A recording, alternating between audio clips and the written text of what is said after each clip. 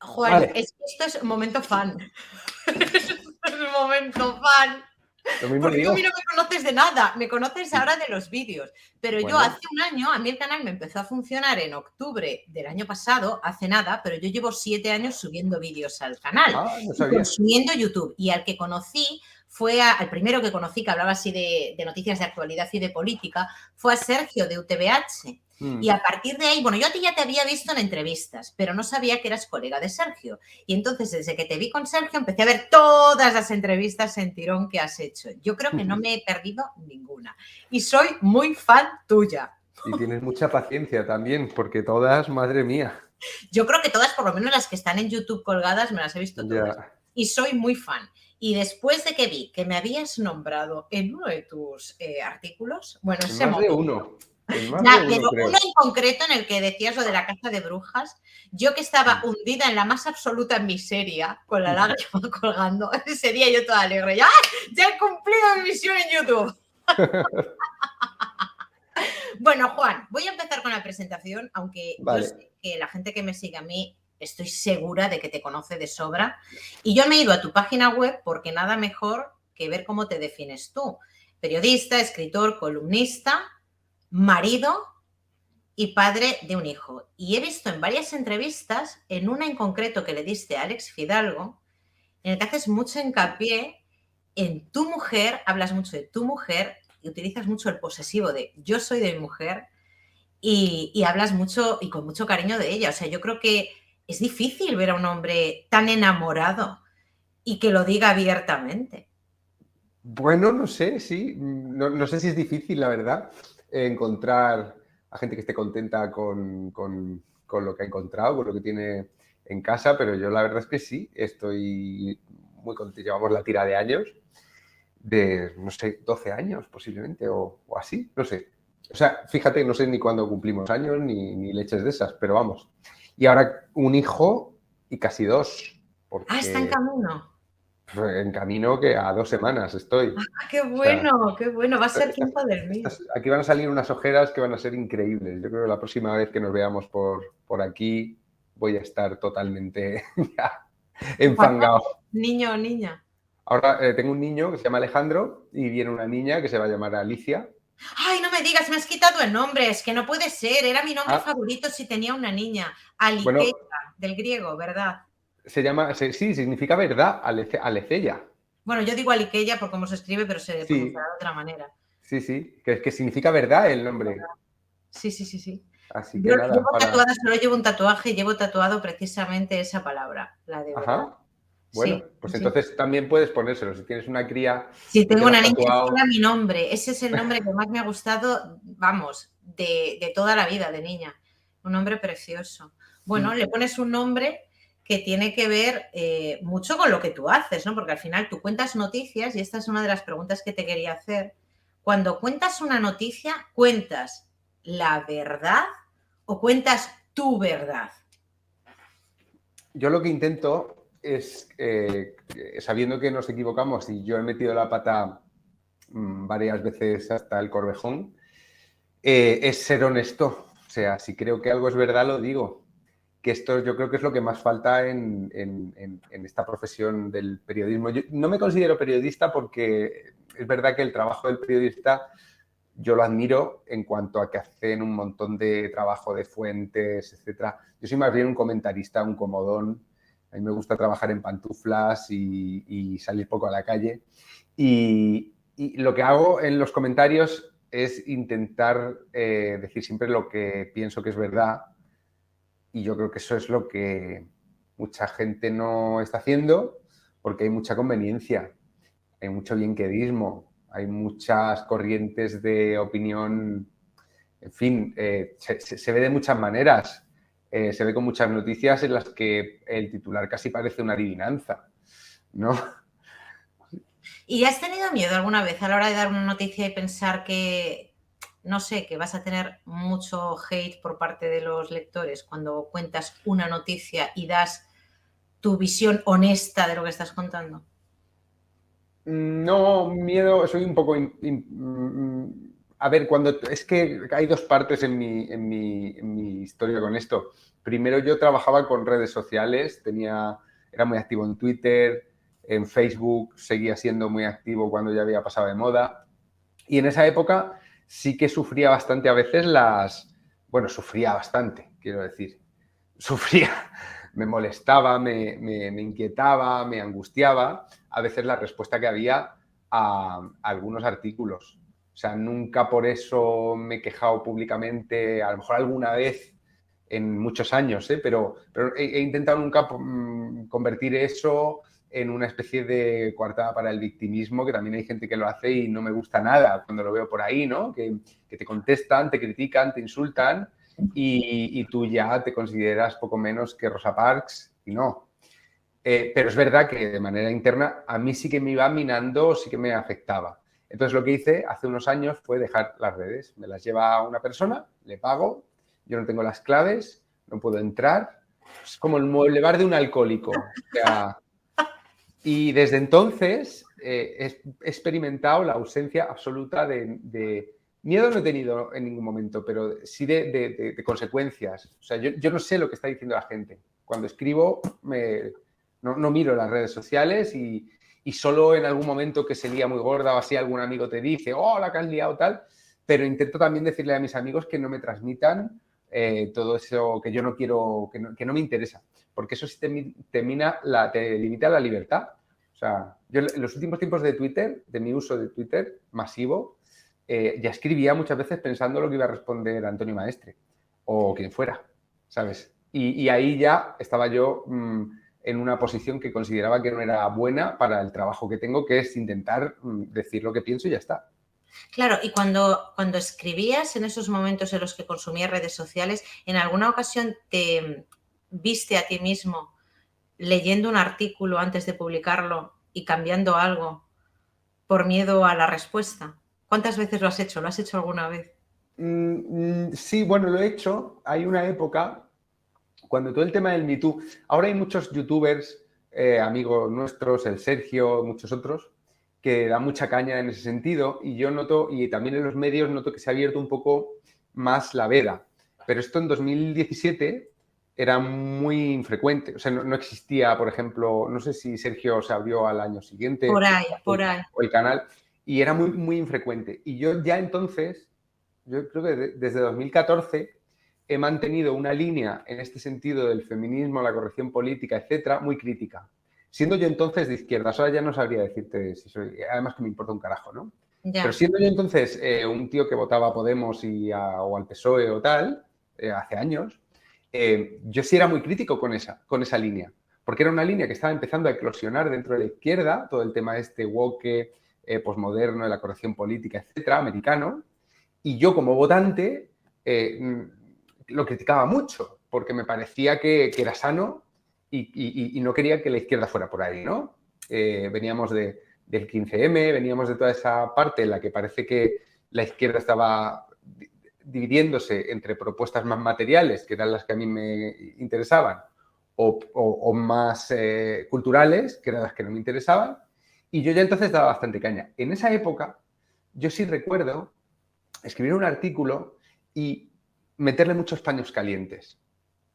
Porque también estaba interpelando más a un grupo que yo consideraba que escuchaba, que sería lo que luego se ha conformado como la izquierda hegemónica esta, que es indistinguible en el PSOE o en Sumar o en Podemos en cuanto a todas estas cosas del feminismo identitario, que no es lo mismo que el feminismo, o sea, hay varios, pues el feminismo más identitario, más infantil, más victimista, más desacralización de una mujer que no existe, de criminalización del hombre, todo eso está empezando. El rollo de la corrección política con el lenguaje, etcétera, todo eso está empezando a calar, ¿no? Y entonces, como yo pensaba que todavía se podía hacer algo dentro de la izquierda, que se podía, pues yo usaba muchos paños calientes. Pero más que por miedo, lo hacía intentando apelar al buen sentido de los demás, no diciendo, sois un normal. Ahora soy un poco más bestia, porque ya no dialogo con...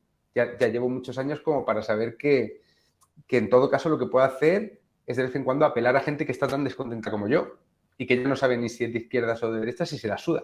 Porque creo Claro, que muchos estamos ahí, después claro. de lo que... ¿Tú crees que el puritanismo en el lenguaje es más feroz ahora en el sector de la llamada izquierda, esta izquierda que tenemos hoy en día, que no se parece a la izquierda que yo viví por lo menos cuando era más joven?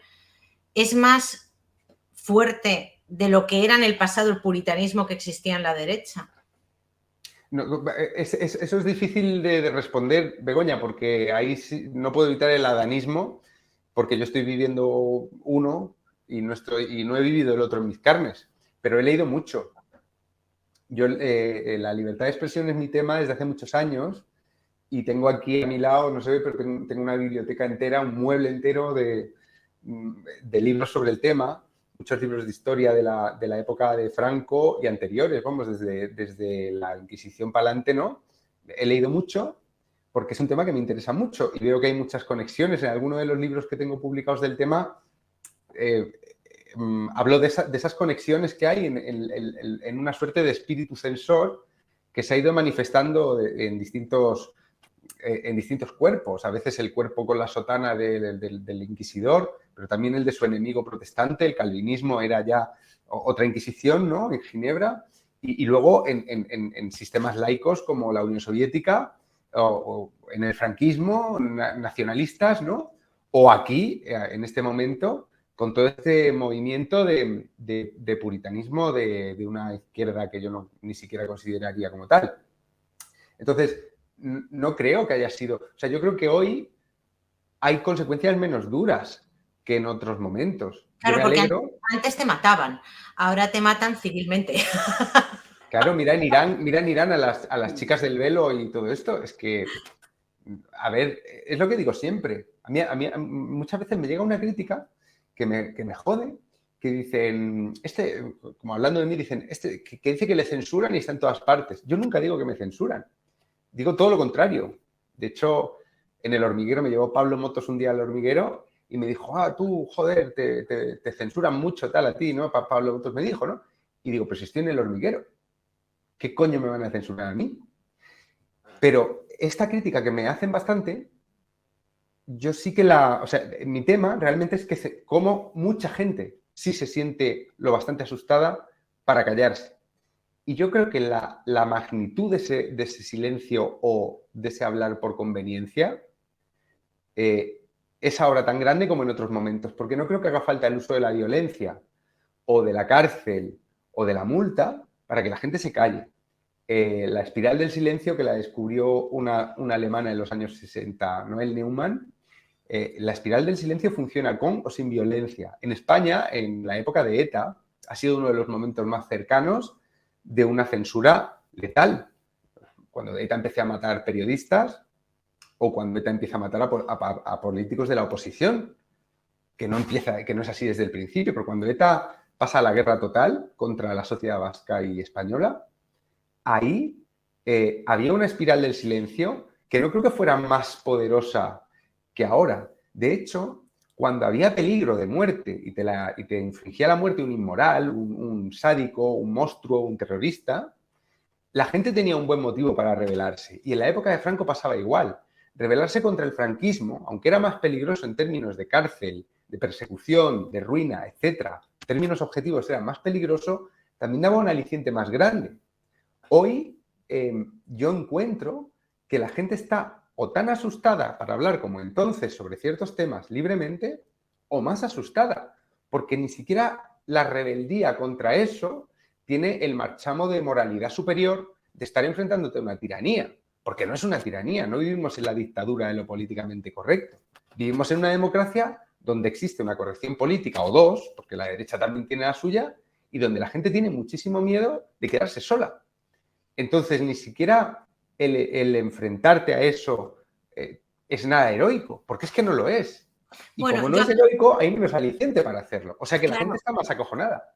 La gente yo creo que tiene miedo porque yo por lo menos desde que tengo, conciencia política o desde que me informo más de estos temas, yo no he visto nunca que alguien particular, alguien que comente en Twitter, alguien que no sea pues una persona que tenga muchísimos seguidores, como le pasó a mi tocaya Begoña la enfermera, que haga un vídeo que piense que no va a pasar más allá de 5 likes de sus amigos, de repente sea noticia nacional y sea una persona que se esté utilizando para fines políticos, como le pasó a esa chica que pierde su trabajo, se tiene que volver otra vez a Andalucía, gente amenazándola por la calle. Entonces, claro, yo creo que ese es el miedo que tiene la gente de que seas alguien anónimo. No hablo de alguien como tú, que tienes tu profesión y que tienes que me pagan. Exacto, o alguien como yo, que voluntariamente doy mi opinión en Twitter, oye, en Twitter, sobre todo en YouTube, en Twitter menos, que alguien anónimo que de repente se le ocurra decir algo y que todo el mundo cargue contra él. Y yo creo que ese miedo, por lo menos, sí que existe en la gente de a pie. Y tiene sentido porque pasan varias cosas más. Es que la tecnología que nos ha caído así como del cielo de las redes sociales, cambia mucho el paradigma de la libertad de expresión. O sea, cuando lees hoy textos sobre la libertad de expresión escritos antes de 1950, por ejemplo, son cándidos, porque la gente no sabía lo que era la libertad de expresión, porque había filtros. O sea, ya no existía la censura en muchos sitios, la censura estatal, pero tú no podías llamar a la radio a decir lo que quisieras, te cortaban, o no ibas a publicar en un periódico. Es decir, el acceso de la gente común al ágora estaba censurado. Estaba censurado por filtros de educación, de cortesía, de mil cosas así, pero también de ideología y también de lo que era conveniente y no era conveniente decir. Al final, y con la, o sea, por hacer una analogía marxista, los medios de producción de mensajes con las redes sociales se vuelven de todo el mundo, aunque las redes sean de unas empresas que están lejos, pero la democratización del acceso al discurso público ha sido inmenso. Entonces ahora sabemos lo que vale un peine. Cuando escribían en los años 50 a favor de la libertad de expresión, no se estaban refiriendo a lo que hoy sabemos que es la libertad de expresión, que es que un montón de hijos de puta dicen lo que les apetece. Y eso, yo por eso digo que hay que educar. A veces la gente dice, tenemos que educar a la gente en el uso de las redes sociales para que no digan todo lo que se les ocurra. Y digo, bueno, pues eso puede ser una tarea. Me parece bastante estéril porque bocachanclas vamos a estar siempre en el mundo, ¿no? Creo que mejor lo que hay que educarnos es en no darle importancia a las cosas que escuchamos, ¿no? Entonces, entre esas cosas que hoy se vomitan en masa en las redes sociales está la crítica, el linchamiento. Yo publiqué en el 17, publiqué un libro sobre los linchamientos digitales, que era una cosa relativamente nueva. Se había escrito poca literatura sobre el tema porque llevaba muy pocos años sucediendo, ¿no? Y el linchamiento digital, al final, es una forma de libertad de expresión también, porque hay mucha gente, una masa, diciendo que una persona merece la muerte o que por una cosa que ha dicho. Claro, pero yo creo que la libertad de expresión del linchamiento, que yo siempre defenderé la libertad de expresión a pesar de recibir insultos, siempre la defenderé, siempre, a pesar de los insultos, siempre. Claro, pero es yo que si creo no, que no tiene valor tu defensa. Va más allá la libertad de expresión cuando de repente te quedas sin trabajo. O sea, pasamos de la palabra a la acción. ¿Sabes? Claro, es que son las cosas, las paradojas de la libertad de expresión. La libertad de expresión total está desabrida. No lo voy a decir total, porque es verdad que al mismo tiempo que aparecen las redes sociales aparece lo que yo llamo la postcensura, que es la censura horizontal de unos a otros, sin necesidad de un dictador o de una policía. Es la censura esta de una espiral del silencio reforzada, porque no es solo que la gente intuya que se va a meter en un charco y se calle, que es lo que pasaba antes. Es que ahora no solo sabes que te vas a meter en un charco, sino que te lo hacen saber y se queda registrado. No se puede borrar, no hay paso atrás. La reputación digital es muy fácil de joder para siempre, sobre todo para una persona que no se dedica a subir contenido todo el rato y a renovarlo, ¿no? Ya. Entonces, es la gran paradoja que la herramienta que mayor libertad de expresión ha provocado desde la imprenta posiblemente en cuanto al acceso de todos al ágora donde se discuten las cosas, esa misma herramienta es la que ha provocado la mayor ola de censura, pero paradójicamente en sí misma. Claro, pero es las dos cosas a la vez. Yo noto eso en redes sociales, que las redes sociales no son la vida real es una parte, una expresión donde tú vas y dices lo que te da la gana y luego está tu vida. Pero yo es que esa autocensura la he visto ya en la calle, entre la gente. Y eso a mí me da muchísimo miedo, porque resta espontaneidad y parece como que estamos viviendo todos una especie de realidad paralela, fingiendo y actuando de cara a la galería constantemente. Por ejemplo, con el tema de los refranes, que te corrige, no, ese refrán no lo puedes decir.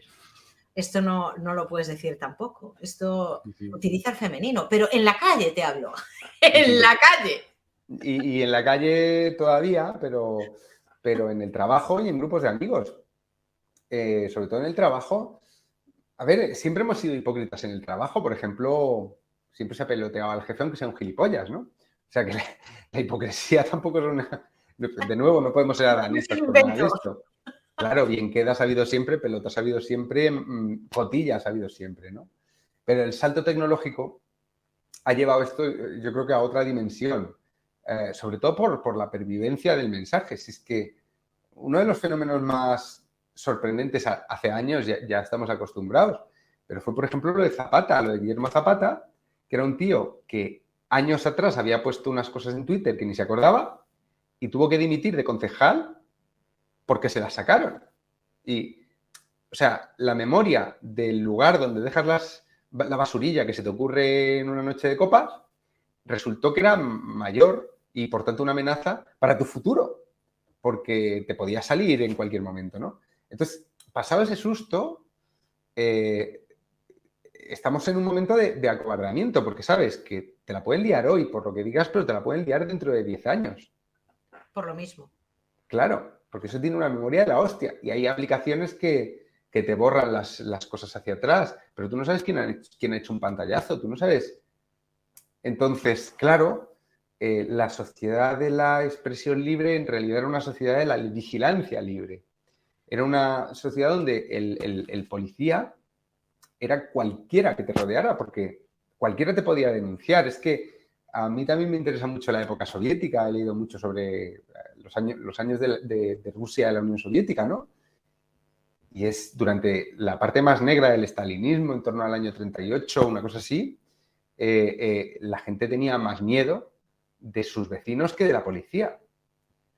Y yo creo que estamos en una realidad que sin frivolizar y sin tremendizar la vida que tenemos, que es muy buena en realidad, pero se parece a eso o rima con esa realidad histórica en el hecho de que yo creo que la gente que se calla no se calla por miedo a que le venga la policía a denunciar, se calla por miedo a caerle mal a sus amigos.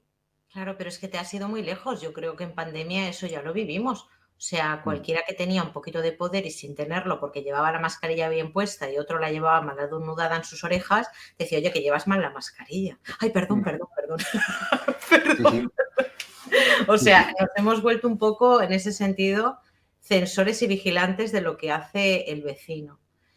Es terrible, o sea, las consecuencias a veces son muy graves para las personas que se salen un poco de lo políticamente correcto. Te decía antes, si esta autocensura, que ahora por lo menos lo políticamente correcto va un poco más de la mano de la izquierda que conocemos ahora, te hablaba de la izquierda y de la derecha porque yo veo a muchas personas, sobre todo artistas, que han sido de toda la vida de izquierdas y lo han dicho así abiertamente y hoy en día dicen públicamente que sienten que tienen menos libertad ahora que cuando vivía Franco. Y dices, madre mía, qué paradoja, qué paradoja. Personas de izquierdas que han estado incluso en prisión defendiendo la libertad de expresión y hoy en día se sienten menos libres a la hora de decir lo que verdaderamente piensan. Ya, pero es que no es lo mismo enfrentarte a un dictador casposo que no le cae bien a la gente que te rodea y a la gente que mola, que enfrentarte a una especie de sentido común forzado e impuesto por una corrección política que se supone que separa a los buenos de los malos. Entonces, en ese parámetro, o sea, la gente de izquierdas, que yo conozco, vamos, no solo conozco, muchos amigos, etcétera, ¿no? Sí, y en mi Yo, caso, yo, yo, yo noto que están particularmente acojonados.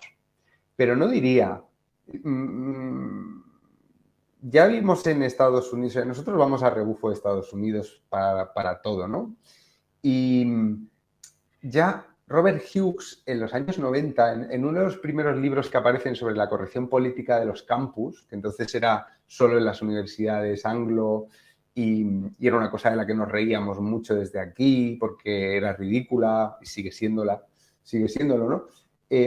Ya entonces hablaba de corrección política y corrección patriótica, que sería la némesis en la derecha, ¿no? O sea, también un conjunto de, de, de códigos y de límites al discurso, al vocabulario, a los comportamientos aceptados para esa comunidad. ¿Y qué pasa en España?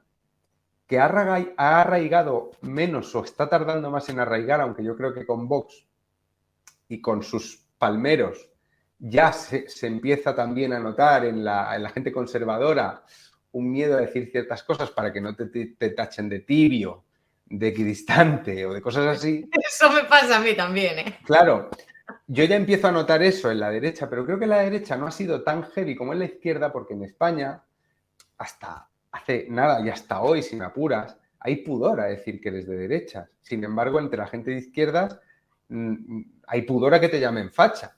Pero los de derechas, o sea, yo oigo a Jiménez Los Santos o a Eduardo Inda decir que son de centro derecha. Yo no sé si son... Bueno, Los Santos ya habla más bien de la derecha, ¿no? Pero muchas veces oigo que se refieren Los Santos, por ejemplo, a Vox como parte del centro derecha. Es bueno, yo tampoco voy a decir que son fascistas, porque me parece que es muy distinto el fascismo a lo que es Vox.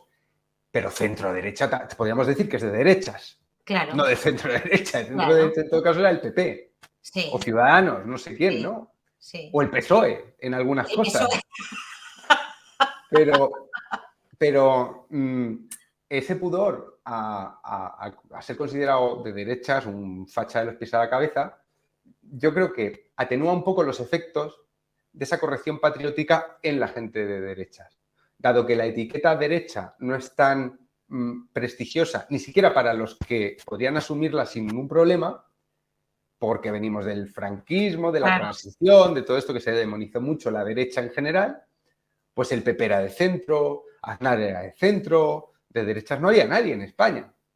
Pues por eso los capillitas de la derechona tienen menos poder dentro de la derecha que los capillitas de la izquierdona en la izquierda, que ahí tienen un poder de la hostia, porque al izquierdista nada le da más miedo que le llamen facha. Claro. Que es una cosa increíble, se les cae el mundo encima. Pero la palabra facha ahora mismo ya ha perdido totalmente el sentido. O sea, se ha pervertido tanto algunas palabras, entre las que se encuentra la palabra violencia. La palabra violencia hoy en día ya no significa nada porque todo es violencia. Todo. Es todo. La palabra agresión está a punto de pervertirse también de la mano de la violencia. Todo es una agresión y depende de la percepción subjetiva todo el rato de lo que tú sientes. Y también, no sé, la palabra facha para mí no significa nada. Para mí facha no significa absolutamente nada. No me ofende, no me perturba, me da igual que me llamen facha, o sea, me da igual, porque para mí ya esa palabra no significa absolutamente nada. Yo pasé con esa palabra, como antes ya te digo que me consideraba de izquierdas, hace años, pasé del miedo, yo sí lo he experimentado, el desagrado cuando me lo llamaban, ¿no? Qué injusto que me llamen esto, oh Dios. De esta sensación, un poco ridícula, a un orgullo. O sea, yo ya, con los huevos pelados, ya lo que experimentaba cuando me lo decían era, qué orgullo que tú que eres tan gilipollas me llames la peor palabra que se te ocurre, que es esta tontería, ¿no? O sea, y ese envalentonamiento creo que ha llevado también a mucha gente a abandonar ese corsé de la izquierda. Y por eso creo que ha perdido mucha fuerza esa acusación, pero dentro de la izquierda sigue importando mucho, ¿eh? O sea, a ti te da igual, a mí me da igual que te lo llamen, que me lo llamen, a mí me la suda. Casi me alegra a veces de que alguien que me parece especialmente idiota me salga con ese palo ridículo, ¿no? Pero la gente que está dentro, bueno, y si no es facha, mucho peor, que facha es machista. Claro. El miedo a que te llamen machista, mira lo que ha pasado con Rubiales, mira la prensa deportiva, estaban todos acojonados. Claro. Todos los Manolos estos del micrófono de los deportes, que son, joder, les da más miedo que le llamen machistas que les llamen hipócritas, claramente. Claro, pero es que yo creo que eso pasa desde mi humilde opinión. Yo es que nunca he sido una persona que se haya definido políticamente, me explico. Yo fui a la universidad y estaban los de izquierdas y la gente de derecha. Los que más ruido hacían, obviamente, eran los de izquierdas. Pero es que yo nunca voté, yo nunca milité en ningún partido, yo nunca me he sentido de ningún partido. ni de izquierdas ni de derechas. Actualmente, y lo he hecho públicamente, y por eso la gente me llama facha, he votado a Vox y es la primera vez que voto. Es la primera vez que voto en mi vida. ¿Me caso con Vox? No, no me caso con Vox. O sea, yo soy crítica con Vox. Y cuando soy crítica con Vox, pues la gente que me sigue, pues me reprende y me dice, te has equivocado. No, no me he equivocado, pienso así. Pero, claro, a mí el hecho de tener que pensar como un partido y defender las ideas de ese partido, o ya no digo el partido, soy de izquierdas y como soy de izquierdas me voy a comprar todos los postulados de la izquierda, o soy de derechas y me voy a comprar todos los postulados de la derecha. Me parece absurdo. Yo es que no pienso así. O sea, yo de alguna manera me defino liberal, pero tampoco porque vaya con todo lo que dicen los liberales y tengo que seguir esto y me tengo que comprar todo esto para ser la perfecta tal, ¿no? No me gusta pensar en grupo, me pone mal, eso me pone mal. O sea, porque yo en una cosa puedo pensar de una manera y en otra cosa, porque hay un matiz, pensar de otra manera diferente. O sea, me parece que eso nos hace individuos libres de verdad, ¿no? Cuando hablabas antes de la libertad de expresión y del miedo, la autocensura, yo creo que la libertad, esto es una reflexión que hago yo, no sé si tú la compartirás, la libertad no debe de ser considerada como algo en grupo que debemos de ejercer todos en grupo. Yo creo que la libertad es algo muy individual. O sea, obviamente a ti nadie te pone una pistola en la cabeza para que no escribas algo o para que lo escribas, igual que a mí en un vídeo lo que digo o lo que dejo de decir. Pero claro, yo tengo que lidiar con mis propios miedos si es que los tengo, pero también la libertad es algo muy personal. Si tú quieres hacer algo, pasar por encima de la crítica. Claro, en sociedades como esta sí, en sociedades democráticas, en la libertad y de mercado, pues la libertad es individual, por supuesto.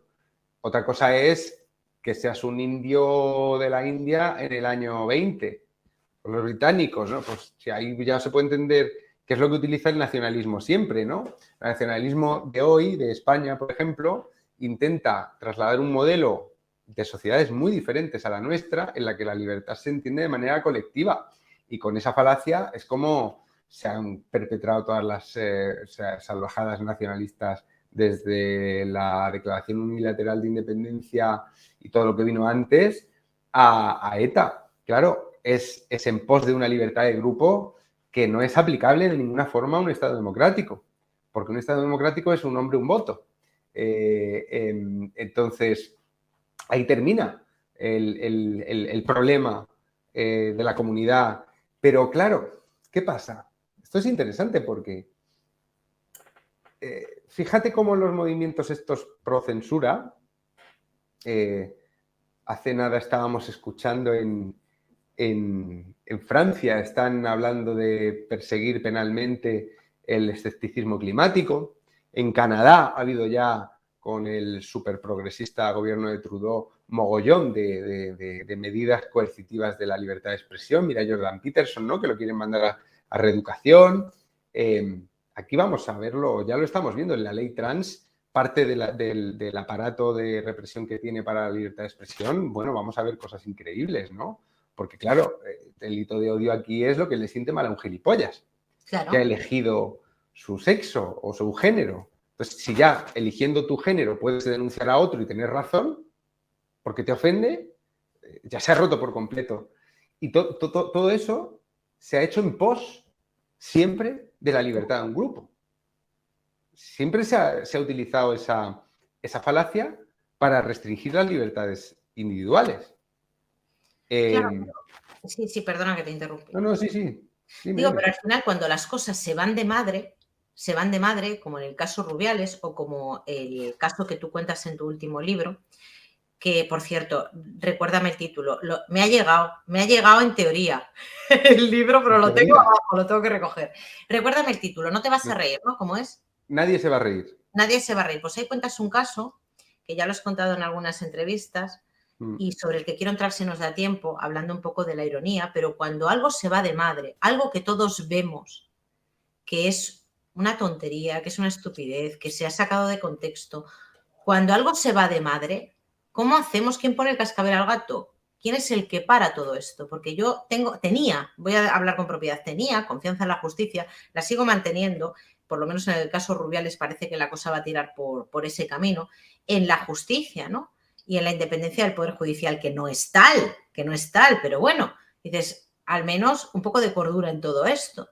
Pero a veces no. Y entonces es como volver otra vez a vivir en una realidad paralela donde todo el mundo está pensando una cosa, pero está haciendo la contraria porque hay una presión absoluta alrededor como una olla a punto de explotar. Y es que eso a mí me pone mal, tío. O sea, me pone mal a unos niveles de sentir ansiedad.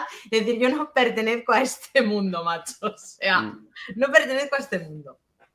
Ya, yo, en casos en los que podemos entender que la justicia falla, que yo no usaría tampoco la brocha gorda, ¿no? Porque es difícil leer una sentencia entera y a veces ha parecido que la justicia ha fallado porque no se ha contado mal la sentencia, pero es verdad que hay veces que los jueces de turno que están en esa sala, etcétera, la cagan y se ven muchas veces en estos casos que hay de errores judiciales o de sentencias que no Perdona que tienen... me interrumpa porque yo creo que esto es importante. Nadie está acusando a un juez de dictar una resolución injusta a sabiendas de su injusticia. No hablo de eso, eso sería No, prevaricar. no, Yo digo, claro, un juez, igual que un cualquiera, se ve sometida a la presión de grupo. Y no hay más ni menos. Y hay veces que se hacen encajes de bolillos para condenar a una persona que no sí, lo merece. O sea, claro. hablemos del caso de Homo Belamine. O sea, esto es ridículo. El caso de La Manada, de este chico que de repente se abre una página web y empiezan a hacer el tour de La Manada como una parodia a lo que están haciendo los medios de comunicación y se ve envuelto en un procedimiento judicial y condenado a prisión. Sí, y en virtud de un artículo que solo se había empleado para torturas. Que eso es lo interesante, cuando te lo leas vas a flipar con la parte jurídica, que es la que ya en otra ocasión la comentamos. Me interesará saber cómo lo ves, porque... Sí, haré reseña de tu libro cuando me lo lea en el canal. Pero es que me interesa saber qué piensas tú, porque a ti no te conocía, lo comenté con otros abogados cuando estaba escribiendo, ¿no? Y con jueces, porque la parte jurídica, o sea, a este tío no lo condenan por delito de odio o humillaciones abstractas, lo condenan por un artículo concreto del Código Penal que es el de trato degradante, que está en el apartado de torturas. Y ese artículo, en la jurisprudencia que pone la juez que lo condena en la sentencia, son todo casos súper truculentos de padres que torturan a hijos y movidas así. O uno que tortura a una paralítica que la tiene en su casa y la lava con agua fría. Trato degradante. Claro, pero es ahí donde, no lo he leído, pero ahí es donde voy, es el encaje de bolillos para encardinar unos hechos en un ilícito penal. Buscar dónde, porque ¿cuál es el delito que comete? No hay un delito de odio, no se cumplirían los elementos del tipo en lo que ha hecho este chico. Lo absuelve de delito de odio. Está denunciado Bueno, por quiero delito decir, de pero es odio que y no lo se cumplen absuelve. los elementos del tipo de ningún ilícito penal que esté contemplado en el Código Penal. Entonces hay que buscar uno. Ese es el tema. Hay que buscar uno donde se puedan incardinar esos hechos. A veces, obviamente, no todos los hechos.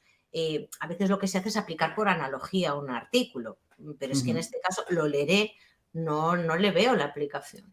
Ahora mismo estoy Ningún, viviendo en mis carnes un caso así, ya lo comentaré en algún momento. Pero bueno. ningún jurista que se lo haya comentado, le pasé la sentencia a muchos para comentarla, incluso busqué a algunos que pareciera que de entrada iban a estar a favor de la sentencia porque tienen una orientación más de perseguir la ofensa o han escrito artículos, por ejemplo, contra, yo que sé, Strawberry o Pablo Hasél, ¿no? Justificando por qué creen que eso se cede. Incluso busqué juristas que tuvieran una opinión un poco más restrictiva sobre la libertad de expresión que yo para ver si alguno me defendía esa sentencia. Y no encontré a nadie. Y después de salir el libro, no he encontrado a nadie. Es que no tiene pies ni cabeza, pero ha pasado ya por el Supremo. O sea que está en el Constitucional. Entonces, ¿por qué tiene que ver esto con lo que estabas tú diciendo antes? Porque yo creo que parte de lo que pasó en esa sala y lo que pasa con esa juez es que nadie se había atrevido a decir la verdad sobre este caso.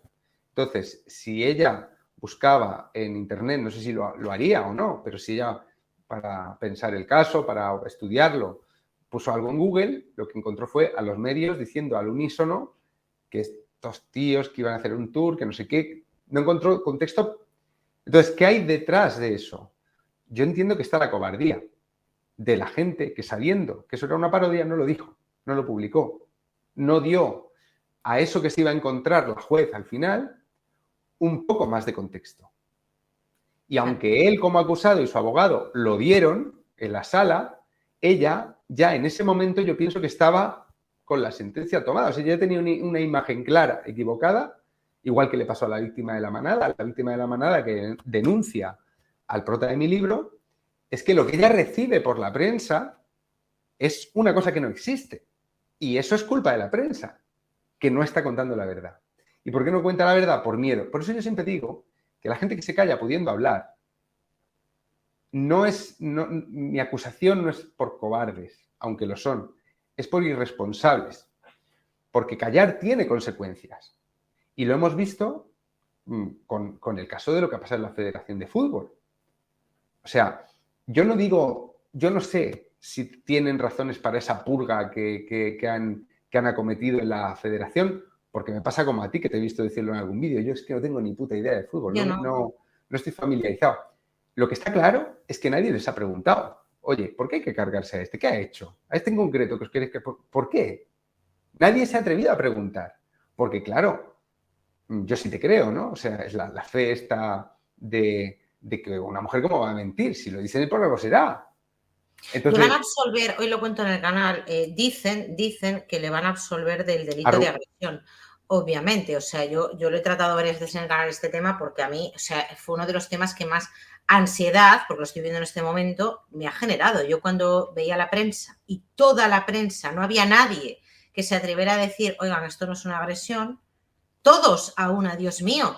Y hablando con un compañero me decía, no, a este le van a condenar. Digo, yo espero que no, porque es que esto es un peligro por el precedente que sienta de cara a los hombres que salgan de fiesta con una tía y ya no te digo que tengan una relación íntima en su casa, sino que le den un beso y que después de una semana la tía le denuncie y retire el consentimiento con retroactividad, porque es lo que pasaría en ese momento. Y le han llevado unos expertos de lectura de labios y se ve y se objetiva que el tío le pide ahí volvemos a la paradoja de la ley solo sí es sí, le pide el consentimiento y ella no se ve lo que responde, pero en atención al artículo 178, ya modificado por la ley solo sí es sí, se añade una frase que encima le beneficia a Rubiales cuando dice el consentimiento teniendo en cuenta el contexto en el que se produce ese consentimiento, y como el contexto es una celebración de un mundial y hay una euforia y demás, se entendería que el vale de esa chica, que luego ya lo dice en el vestuario, sería como un consentimiento expreso o por lo menos presunto, ¿no? Sería favorable para Rubiales. Yo creo que no le van a condenar por eso, pero es lo que te decía antes, las cosas se salen de madre y a mí eso me asusta muchísimo, porque los medios de comunicación tienen un poder increíble, una injerencia del resto de los poderes que es acongojante, de verdad. Y que, o sea, si se une la prensa, yo no sé si hay periodistas que lo hacen por miedo y otros porque les pagan, pero al final es una masa en la que tú como ciudadano te puedes ver envuelto y dices, madre mía, este señor, yo no sé lo que habrá hecho en su trayectoria y su carrera profesional, pero desde luego lo que veo desde fuera es que no se merece esta movida de en el último momento por un puñetero beso de mierda, permíteme la expresión, que yo qué sé, yo me lo he dado con mis amigas de fiesta y no le he pedido el consentimiento. Él al menos se lo pide, pero yo le he podido plantar un beso a una amiga en la boca y no se lo he pedido. Bueno, no sé si esto lo he hecho en la vida, pero quiero decir que no sé, no me parece ni grave ni... A mí me parece también me parece muy sintomático del, no sé, de una suerte de relativismo absoluto en el que estamos metidos, que es la misma gente que está intentando pactar una investidura con Puigdemont y que está diciendo que aquí se judicializó en exceso lo que tenía que haberse llevado por otro cauce, esa misma gente está intentando judicializarlo todo. Yo creo que estamos en un momento, si yo fuera dictador, quitaría muchas leyes, porque aquí lo que creo que ha acabado acumulándose con el paso de las legislaturas y de los gobiernos y de no sé qué, son leyes que hacen posible judicializar cada vez más cosas. Entonces, el beso de Rubiales, incluso aunque siendo injusto se hubiera saldado con su cese, siendo una exageración, una histeria de los medios, tal, si se hubiera quedado en el cese, yo diría, bueno, no deja de ser una polémica que acaba muy mal para este tío, vale. Pero es que se puede judicializar por la ley del sí es sí. Porque al final de la ley del sí es sí han salido sobre todo... Antes, Juan, antes de la ley Antes también. también se podría haber judicializado, porque un beso no consentido, sí, dependiendo del contexto, sí que puede ser considerado una agresión. Siempre fue así, no gracias a la ley solo sí es sí. Gracias a las leyes solo sí es sí se puede ver beneficiado Rubiales porque se añade la coletilla en el 178 de que el consentimiento, con esa definición que hacen de consentimiento, se tiene que tener en cuenta el contexto en el que se produce. Sí, pero antes del sí es sí, el beso era un abuso sexual. Era un abuso. No era una agresión sexual. No, pero se penaba igual. Era la misma horquilla de años o parecida, ¿no? Era diferente el abuso era menos grave que la agresión, porque en la agresión había fuerza. Sí, lo sé. Digo que en el caso del mismo beso, antes del sí es sí, después del sí sería es abuso, sí, no sería agresión. por eso, te vas al delito más alto, porque ya no hay el más bajo, ya es todo... Bueno, aquí hay matices.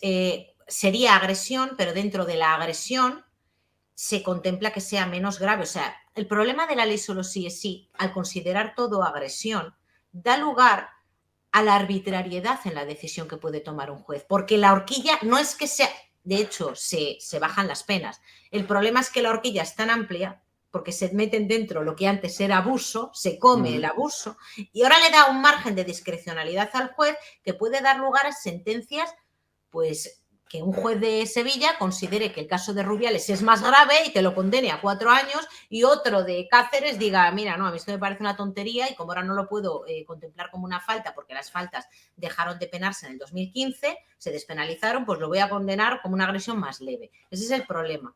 Vale, y que se le llame agresión. O sea, que el hecho de que, aunque las palabras no dejan de ser palabras, las palabras también tienen un valor. No es lo mismo haber cometido un abuso que ser un agresor, por no decir la otra palabra. Ya, claro, pero a lo que me refería con lo de judicializar y no judicializar.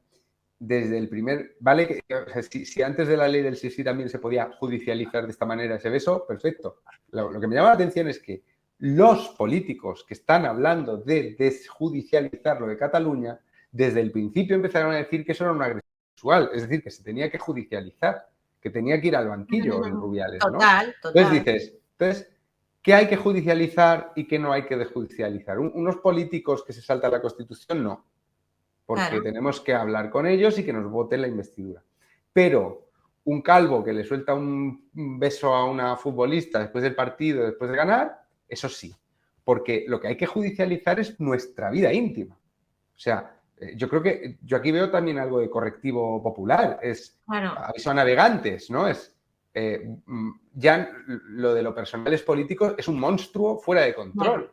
Jo, me encantaría que tuviéramos más tiempo hablar de esto contigo, a ver tú qué opinas, porque yo cuando estudié en la universidad y después cuando hacía los cursos en la Escuela de Práctica Jurídica, en el máster de la abogacía, yo pensaba de manera diferente al resto de mis compañeros. Y te hablo de cuando entró en vigor la Ley de Violencia de Género en el 2015, en el 2014-2015 fue.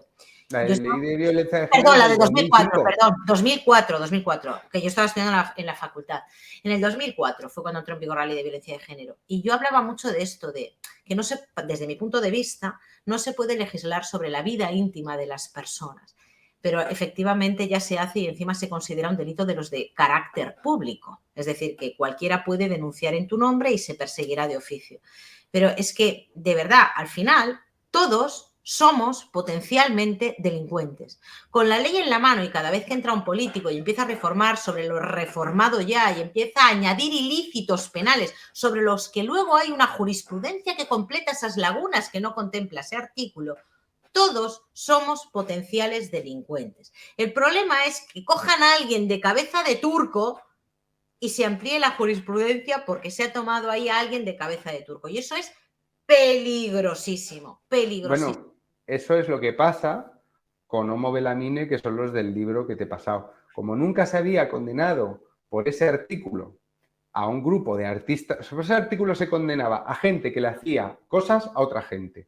Pero quiere decir que yo me meto en tu casa, te secuestro y sin darte ni pegarte, te mantengo en una situación indigna para tu dignidad como persona, o sea, indigna para ti, ¿no? Vale, trato degradante. O sea, yo tenía que hacerte a ti algo para que me condenaran por eso.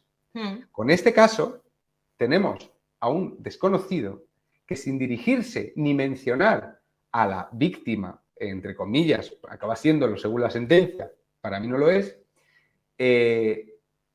por algo que él hace en una web y que ella ni siquiera aparece como personaje de esa parodia, él acaba siendo condenado por ese artículo. Y como esto ya ha pasado por el Supremo, ya tenemos sentado... O sea, ya se puede condenar a otro por lo mismo. Sí, claro. Y esto es lo que le digo a la gente de lo importante que es, no sé, o sea, de poner el cascabel al gato, al menos que no nos callemos, porque ese bullicio que hacemos todos en la calle, en redes sociales, llega luego a altas esferas. No hay que callarse, no hay que callarse. Cuando todo el mundo ve algo y lo estamos viendo y lo estamos percibiendo a través de los sentidos, no hay que callarse, porque somos todos responsables. Al final la bola de nieve se hace cada vez más grande y nos va atropellando a todos. Yo lo comentaba con este compañero que te digo, como condenen a Rubiales se va a sentar un precedente muy, muy, muy peligroso en este país. Muy peligroso, porque está muy bien decir, ¡buah, se lo merece el capullo este, que le den por, ¿sabes? Sí, que le den por, pero luego mañana te denuncia a ti una tía porque de fiesta le diste un pico y te quedas sin trabajo, te quedas en la calle y luego aullas. Que es que ¿cuántas veces lo he visto en el trabajo? O sea, de verdad, Juan, ¿cuántas veces lo habré visto en el trabajo? Gente súper progre, gente de mi familia, que son todos de izquierdas. No, es que los maltratadores, yo estoy con un tío mío, los maltratadores no pueden ver a sus hijos. ¿Qué es eso de que tengan régimen de visitas los maltratadores? Y yo le digo, estoy de acuerdo contigo, los maltratadores no deberían de tener a sus hijos ni deberían de tener la custodia. ¿Qué es un maltratador? Claro, en su cabeza todo el mundo sabe lo que es un maltratador, ¿sabes? Alguien que le pega a su mujer, que le hace un trato degradante, tal, y de repente te encuentras en una mañana en el juzgado de violencia de género a alguien que es súper progre y te dice, pues si yo no le hice nada, pero si yo no la he tocado en mi vida, si yo, ¿pero qué dices? Pues yo soy feminista. Y dices, claro. pero tú le llamaste en este mensaje, sí, joder, pero ¿cuántas veces me llamó él a mí, hijo de puta, no sé qué tal? Y dices, amigo, estás condenado. Bueno, además, ¿conoces el libro de Kiko Alcedo, no? Claro, sí, lo leí. Pues eso, es que ahí se ve, hay uno de los personajes del libro de Kiko Alcedo que es del PSOE, que es un tío que ha apoyado siempre todo esto y le toca a él. Y como las denuncias falsas no existen, porque ¿en qué cabeza cabe que una mujer en un divorcio se le pueda ocurrir o se lo digan sus abogados, oye, tú pon la denuncia, que víctima eres desde el momento que la pones, ya tienes todas las ventajas y encima vas a hacer con él lo que te salga de él? ¿A quién se le ocurre que eso pueda pasar? Eso es imposible. Menos mal que es imposible, ¿no? Porque si no habría un montón de denuncias falsas y saldrían en alguna parte, ¿verdad? Pues no sale en ninguna parte porque se ha establecido que no existen y que decir que existen o dar voz a abogados que están ahora en las redes está todo lleno. Antes es que no había. Nadie pero lo de la denuncia falsa, volvemos a lo mismo, a lo que significa denuncia falsa. Lo sé, sí. Cuéntalo para que lo sepa la gente. ¿Qué es una denuncia falsa? Claro, con la ley... Juana Rivas no es una denuncia. Juana Rivas no es una denuncia falsa. Claro, es María Sevilla no es una denuncia falsa, porque no están condenadas por falsedad de la denuncia. Claro, no te jode. Entonces no hay, es verdad. No caben las estadísticas, claro, por eso yo siempre hago la distinción, para que la gente lo entienda bien, que la sentencia contempla hechos declarados probados, no contempla una realidad. Porque la realidad la saben los que estuvieron allí, no la sabe ni el juez ni la sabemos los abogados. Contemplan hechos declarados probados. Y yo por eso no creo en la justicia. Creo en que me den la razón o no me la den, pero en la justicia como tal, obviamente, como voy a creer en la justicia. O sea, no crees, porque además hay una frase que se repite mucho y que no debería de ser así entre los abogados. Depende del juez que te toque. Claro. Depende del fiscal que te toque. Depende del momento social en el que vivas. Bueno, si eso es justicia, la justicia debería de ser la misma, ¿no? Pero bueno, en fin, ese es otro debate. La verdad es un punto que queda entre el voto discrepante del juicio de la manada y la sentencia. No sabemos cuál es, está ahí. Claro, ¿no? Son dos extremos. Es que lo de la manada, las vueltas que ha dado lo de la manada, la sentencia que para mí la más acertada era la primera que había dictado la audiencia provincial, que se les condenaba por un delito de abuso. Luego la cosa va más... Es que ahí fue muy interesante también ver la presión social, porque yo como no he visto los vídeos, o sea, como no he tenido acceso a las pruebas, que está bien que yo no haya tenido acceso a las pruebas, pues yo me quedo con lo que digan los jueces, claro. Pero fue muy interesante que la primera sentencia era abuso sexual con probabilimiento 9 años. Y salieron a decir que quedaba impune porque no había la palabra. Y entonces salía una abogada, que no me acuerdo cómo se llama, una con el pelo así negro, salió en un programa de la televisión desgañitándose para explicar lo que significaba abuso con prevalimiento, que era eso. Son 5 tíos prevaliéndose de su superioridad en un portal, pues, y 9 años era una condena que con la horquilla era de las más altas, sí. era alta. Pero la gente decía, violar en España es impune. Claro, por la palabra, que nos quedamos en la puñetera palabra. O sea, es que es de loco. Eso fue alucinante. Pero, en fin. Bueno, en fin. Surrealista. Es que estoy viendo ahora y como sé que te tienes que ir a las 4, y yo es que me quedaría hablando contigo, Juan, mucho más rato. A ver si algún día, cuando me lea el libro, te vienes y hablamos un poquito más. Porque me lo quiero leer y hacer la reseña, y mejor que hacer la reseña sola, la hago contigo. Si me dejas un ratito, un poquito de tiempo. Yo encantado, porque además es que me interesa que me cuentes tú, después de leer la sentencia. Está, por cierto, en el libro no está entera, pero la tienes disponible, está en internet. La colgaron ellos, los artistas, los condenados, han colgado todas las sentencias y tal. Y si me haces un comentario jurídico, te lo agradeceré, porque es que... Pues sí, lo haré. Y además al chico el otro día lo vi en una entrevista, me parece que fue en El sentido de la birra, salió, y me dio me despertó una ternura, tío, porque además es el típico chaval, ¿sabes? Que no es como yo, que es ahí en plan... No, o sea, el tío súper... ¿sabes? Bueno, tiene su mala leche también, ¿eh? Lo que pasa que es de una apariencia muy poco nerviosa, pero... Sí, pero como es un tío... muy tal. Yo estaría echando espuma por la boca, ¿sabes? En plan, ¡esta es una mierda! Y el tío ahí todo tranquilote como asumiéndolo, ¿no? Bueno, ya había pasado tiempo también, ¿eh? Ya llevaba 2 años condenado, ya habíamos sacado... Yo me hago la araquiri. Lo de la madre de Rubiales haciendo una huelga de hambre en una iglesia se queda en una anécdota con lo que haría yo. Yo no sé, yo me gastaría todo el dinero en un cepelín que pareciera una pancarta o algo así, no sé, o sea, algo muy loco. Si la madre de Rubiales se hubiera sacado las tetas en la iglesia cuando hacía la huelga de hambre, otro gallo le hubiera cantado a su hijo, porque entonces ya cortocircuito, no hubieran salido aquí a apoyar. ¡Ostras, es verdad! Cortocircuito total, ¿te imaginas? Ay, de verdad. Nada como conocer la izquierda para saber por dónde les puedes atacar. Pues nada, Juan, no te entretengo más. Muchísimas gracias, de verdad. Sé que la audiencia va a estar encantada con que te tenga aquí en el canal. Así que nada, un beso muy grande y nos vemos en la próxima cuando me haya leído tu libro. Y nos vamos a por nuestros respectivos hijos. Vale. Tienes al tuyo con el vecino y el mío está en el cole, así que venga. Gracias, Juan. Chao.